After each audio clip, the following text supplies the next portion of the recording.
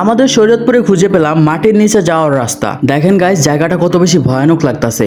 Guys, এটা কোনো সুড়ঙ্গ ছিল না, এটা হচ্ছে শরীয়তপুর জেলার বিখ্যাত আজিজ মাস্টারের বাড়ি। এই প্রাচীন বাড়ির সৌন্দর্য এবং আশেপাশের প্রকৃতি আমাদের পুরান বাংলার ইতিহাস মনে করিয়ে দেয়। এই বাড়িটি 1946 সালে জগেশ্বর মুন্সি নির্মাণ করেন। তো গাইস, আমরা এখন প্রবেশ করতেছি বাড়ির ভিতরে।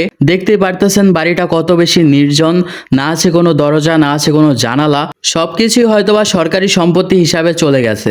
গাইস, এই বাড়িটা বানাইছিল 1946 সালে। হে হিসাব করতে গেলে এই বাড়িটার বয়স প্রায় 80 বছর হয়ে গেছে। আপনার কাছে কি মনে হয় অবশ্যই কমেন্টে জানাই দিবেন। আর এই বাড়ির ইতিহাস আপনাকে আমি আরেকটু কইতাছি। গাইস, কেউ কিছু মনে করবেন না, এটা হচ্ছে আমাদের শরীয়তপুর জেলার আঞ্চলিক ভাষা। যদিও আমারটা অ্যাকুরেট ভাবে হয় নাই, তারপর আমি চেষ্টা করেছি। এই বাড়িটির ইতিহাস হচ্ছে, এই বাড়িটি জগেশ্বর মুন্সি 1946 সালে নির্মাণ করেন। 1958 সালে তিনি আজিজ নক্তির কাছে বাড়িটি বিক্রি করে ভারতে চলে যান। তারপরে আজিজ নক্তি আব্দুল লতিফ ভুঁইয়ার কাছে বিক্রি করেন।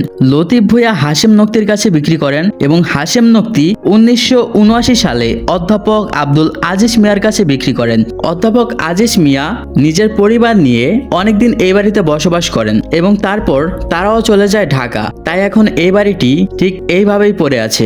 গাইস, আমি যে ইতিহাসটা বললাম এটার ভিতরে যদি কোনো ভুল থাকে তাহলে আপনারা সঠিকটা কমেন্টে বলে দিবেন। আর আমরা এখন আছি ছাদের উপরে। দেখেন, ছাদের উপরে দৃশ্যটা কিন্তু আসলে অনেক বেশি সুন্দর, প্রাকৃতিক সৌন্দর্যে ভরা একটি পুরান বাড়ির ছাদ। এটা হচ্ছে ছাদ থেকে নামার সিঁড়ি, যেটা দেখতে একটু সুড়ঙ্গর মতো লাগে। আর এটা হলো বাড়িটার ডান পাশের দৃশ্য। ইটগুলো এখনো পর্যন্ত কি সুন্দরভাবে টিকে আছে। আর এই হলো বাড়িটার পিছনের দৃশ্য। এখন দেখে বাড়িটাকে একটু পুরান পুরান মনে হইতেছে, কিন্তু সাইড থেকে দেখলে বোঝাই যায় না যে বাড়িটার এত বেশি বয়স হয়ে গেছে।